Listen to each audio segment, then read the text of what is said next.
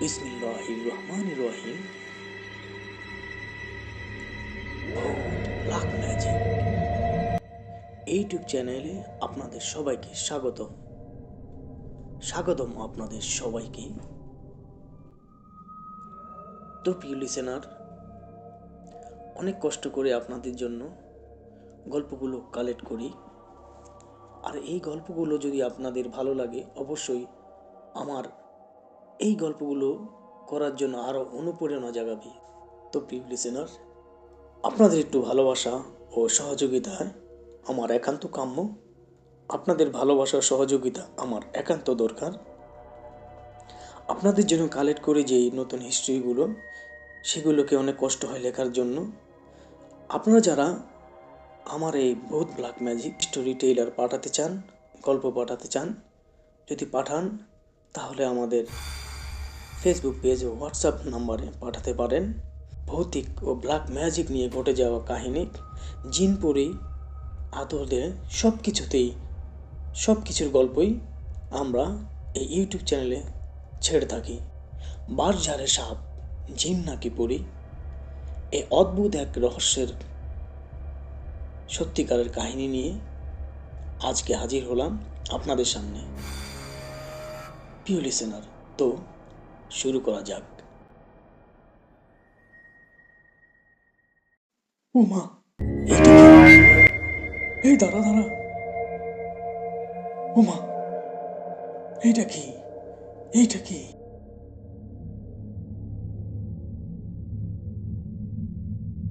গল্পটি যিনি পাঠিয়েছেন তার মতো করে বলছি। ঘটনার সুবিধার্থে নাম, পরিচয় ও জায়গার স্থান সব কিছু গোপন রাখার জন্য বলেছেন। যেহেতু এটি একটি রহস্যময় ও আনকমন একটি গল্প, এই গল্পের শেষে বুঝতে পারবেন কেন এই গল্পটির নাম, পরিচয় ও জায়গার স্থান যিনি লিখেছেন তিনি বলতে বারণ করেছেন। আমরা সবাই সুবিধার্থে যেভাবে হোক সেভাবে করি, আমাদের ধারা যাতে কারো কোনো অসুবিধা না হয়, কারো কোনো বিপদে না পড়তে হয়। আসসালামু আলাইকুম রহমতুল্লাহি ওয়া বারাকাতুহু। প্রিয় ভূত ব্ল্যাক ম্যাজিক প্রিয় ভাই, আপনাকে একটি গল্প পাঠিয়েছি। যদি কোনো ভুল ত্রুটি হয়ে থাকে অবশ্যই ক্ষমা সুন্দর দৃষ্টিতে দেখবেন। ঘটনার সুবিধার্থে আমার নাম, পরিচয়গুলা গোপনে রাখবেন এবং জায়গার স্থান যিনি লিখেছেন আমি তার মতো করে পড়ছি। আজাদ ও তার বড় বোন একদিন সন্ধ্যায় তাদের এক আত্মীয়র বাড়িতে যাবে। তাদের বাড়ির পাশেই তাদের বাড়ি। সন্ধ্যা ঘনিয়ে এলো, মাগরিবের আজান দিল। আজাদ মাগরিবের নামাজ আদায় করল। আজাদের মা বলল, আজাদ, এই আজাদ, নামাজ পড়া হয়েছে তোর? আজাদ, হ মা, পড়ছি। কি জন্য ডাকছো? মা বলল, শুন, তোর পাশের বাড়ির, তোর পশ্চিম বাড়ির চাচির কাছে কয়টা টাকা পাও, টাকাগুলা যায় নিয়ে আয় তো, আর 2 আলি সাথে মুরগির ডিমও নিয়ে আসবি। আজাদ বলল, মা, তুমি এই কথাটা আগেই তো বলতে পারলা, রাইত হয়ে গেছে। এই বাঁশ ঝাড় দিয়া চাইতে আমার ভয় করে। ভয় তো করবেই, কারণ আজাদের বয়স তখন 14-15 বছর। আর গ্রামীণ একটি ব্যাপার আছে, রাত হয়ে গেলে মানুষ অতি তাড়াতাড়ি শুয়ে পড়ে। ভূত প্রেতাত্মা এইগুলা গ্রামে আগে অবিচল ছিল, থাকেই। আর বাঁশঝাড়ের কথা শুনলে তো আরো বেশি। আজাদের বয়স তখন 14-15 বছর। মা বলল, তুই একলা যাবি নাকি? মায়াও তোর সাথে যাইব। যেই কথা সেই কাজ। 2 ভাই বোন রওনা হলো সেই পশ্চিম বাড়ির তাদের এক আত্মীয় চাচির বাড়িতে। আজাদ পাশের বাড়িতে যে রাস্তা দিয়ে যাবে, তাদের ঘরের সাথে পশ্চিম পাশে একটি পুকুর আছে। সেই পুকুর দিয়ে ঘেঁষে গিয়েছে চিকন একটি রাস্তা। পুকুরের ওই পারে একটি ছোট খালি জায়গা আছে, তার সাথে বাঁশঝাড়। তো তারা 2 ভাই বোন রওনা হলো। তাদের হাতে একটি হারিকেন নিয়ে তারা হেঁটে চলছে। পুকুর পাড়ে হাঁটতেই ওই খালি জায়গাটায় পা ফেলবে, হঠাৎ তার বড় বোন আজাদের হাতটা টেনে দাঁড় করালো। কি হয়েছে আপা? দেখ, ওইটা কি? আজাদ, হুমা, এইটা এইটা কি? এটা তো এটা তো এটা তো একটা সাপ। এত মোটা সাপ কি কইরা হয়?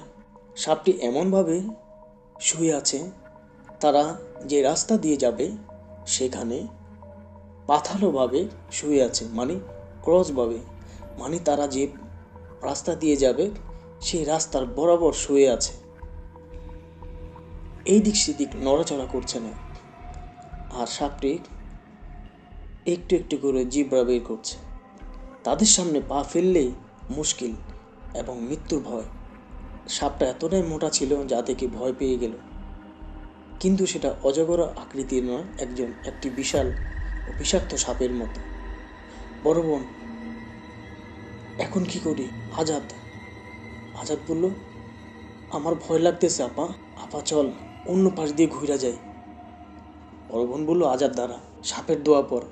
তারপর আজাদ ও তার বড় বোন সাপের দোয়া ও আরও সূরা কেরাত পড়তে পড়তে অন্য পাশ দিয়ে সাহস নিয়ে ঘুরে বাঁশঝাড়ের সামনেই আসতেই দেখে সাপটি সেখানে নেই। কারণ সাপটা যে রাস্তার মাঝখানে শুয়েছিল, ওইটুকু রাস্তা পার হতে বাঁশঝাড়ের কাছে যেতে মাত্র 8-10 কদম লাগে ওই রাস্তাটা পার করতে। ঠিক সাপটিও সেখানে ক্রসভাবে শুয়েছিল। আজাদ দেখে, বুবু সাপটা নাই। বুবু বলল, চুপ কর, কথা কমাইয়া কো, চুপ কইরা হাট। তারা তারা ঢাল থেকে উঠে বাঁশঝাড় ঘেঁষে উপরে উঠতে তার সাথে একটু একটু করে চলছিল। হঠাৎ আজাদ বাঁশঝাড়ের দিকে চোখ যেতে দেখল সাপটি ফেনা তুলে তাদের দিকেই তাকিয়ে আছে। আজাদ সাপটাকে দেখল, বড় বোন তাকিয়ে দেখল সাপটি তাদের দিকে তাকিয়ে আছে। আজাদ বলল, আপা দেখ। আজাদ ভয়ে বড় বোনকে জড়িয়ে ধরল। তার বড় বোন বলল, মায়া বলল, চুপ কর হারামজাদা, কিছু দেখোস নাই, হাট। তারপর তারা চলে গেল তার পাশের বাড়ির চাচির কাছে। তারপর তারা চাচির কাছ থেকে টাকা নিয়ে আর ডিম নিয়ে ওই রাস্তা দিয়ে আবার রওনা হল। আসার সময় তারা আর কিছুই দেখল না। এই ঘটনাটা তার বাবা মাকে শোনালো। তাদের বাবা মা ঘটনাটি শুনে বুঝতে পারল। আজাদের বাবা তাদেরকে কোরআনের আয়াত পড়ে ফু দিয়ে দিলেন। মা বলল, শোন তোরা, যেটা সাপ দেখছস সেটা সাধারণ কোনো সাপ না।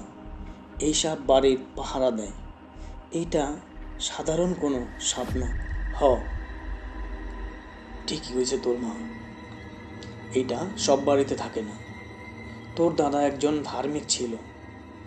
যে বাড়ির লোকজন আল্লাহওয়ালা হয় সেই বাড়ির পাহারা দেয়, এই বাড়ির মানুষগুলোর সাহায্য করে। হয়তো সাপটি তোদেরকে পরীক্ষা করছিল। এই সাপ মানুষদেরকে পরীক্ষা করে।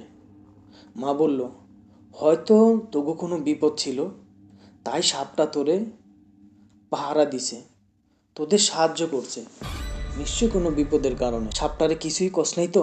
আজাদ বলল, না মা, কি যে কও, ভয়তে জীবন শেষ, আবার কিছু কমু কইলে তো আমাগো বিপদ। যে মোটা ছিল, আনাম মানুষ গিল্লা খাইয়া ফেলাইব, তার কাছে কোনো ব্যাপারই না। বাবা বলল, ভালো করছস, কিছু কস নাই, আমিও 2-1 বার দেখছি। এই সাপ সহজে কাউরে দেখা দেয় না। এই সাপ দেখতে হলে বড়ই ভাগ্য লাগে রে, ভাগ্য লাগে। আজাদের মা বলল, আপনি ঠিকই বলছেন, আমার মনে হয় এইটা সাপ না। আজাদ চমকে উঠে বলল, সাপ না মানে? তাহলে এটা কি? মা ও বাবা দুইজনের দিকে রহস্যময়ভাবে তাকিয়ে বলল, কিছু না, যা যার যার ঘরে গিয়া শুইয়া পড়। আজাদ বায়না ধরল, না বাবা, একটু খুইলা বলো না, এইটা কি একটু শোনাও না। বাবা বলল, এখন ঘুমা, অন্য আরেকদিন শোনামো। এখন যা, ঘুমা, অন্য আরেকদিন শোনামো, অনেক রাত হয়েছে। তারপর আজাদ শুয়ে শুয়ে ভাবছে আর ভাবছে, এই রহস্যটা তার জানাই লাগবে, একদম জানাই লাগবে। এইভাবে করে আজাদ শুয়ে পড়ল। তো প্রিয় লিসেনার, আজকে এই গল্পটি এখানেই শেষ। এই গল্পটিতে আপনি কি বুঝলেন? বিশ্বাস করা আর না করা শুধু একান্ত আপনাদের ব্যাপার। এই গল্পটি আমার কাছে ইউনিক লেগেছে এবং ভালো লেগেছে, এক রহস্যময়। আসলে কি এটা আদৌ সাপ ছিল, না জিন, না পরী, না কোনো অশুভ আত্মা? কিন্তু তাদের মা বাবার কথায় বুঝলাম এই সাপটি ভালো ছিল। তাহলে প্রিয় লিসেনার, এই গল্পটির পরবর্তী গল্প শোনার জন্য আপনারা অপেক্ষায় থাকবেন। আসলে কি ছিল এটা, কি তার কাহিনী, পরবর্তী এপিসোডে আবার আপনাদের শোনানো হবে। যারা এখনই আমাদের চ্যানেলটি সাবস্ক্রাইব করেননি, ভূত, ব্ল্যাক ম্যাজিক, হাড়হিম করা হরর হিস্টোরি শোনার জন্য এখনই এই চ্যানেলটি সাবস্ক্রাইব করে রাখবেন। আসসালামু আলাইকুম ওয়া রাহমাতুল্লাহি ওয়া বারাকাতুহু। ভূত, ব্ল্যাক ম্যাজিক।